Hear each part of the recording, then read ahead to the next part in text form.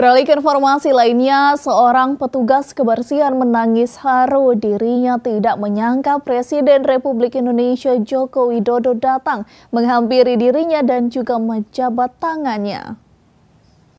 Rukaya Potabuga, seorang petugas kebersihan yang tak menyangka bisa melihat langsung Presiden Joko Widodo saat peresmian bendungan Lolak.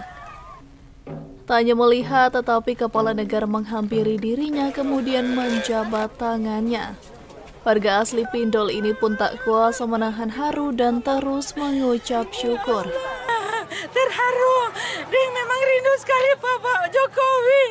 Alhamdulillah kita dapat cium DP tangan, ya Allah. Warga Pindol, Bu, Iya, asli orang Pindol, ya Allah. Apa yang beliau sampaikan, Bu, tadi? Cleaning service di Menara Pandang kita kasih, syukur alhamdulillah. Apa yang Pak Presiden sempat menyampaikan sesuatu, Bu? Semoga Pak Jokowi, ya Allah, kita sonin tahu. Semoga Pak Jokowi dapat lihat Pak kita, kong dia mau bantu Pak kita, ya Allah. Ya Allah, alhamdulillah ya Allah. Kita dapat cium DP tangan, ya.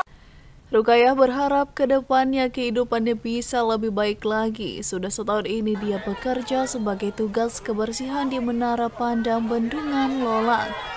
Dari Lolak, Bolang Mongondo, Tim Liputan Kawanua TV melaporkan.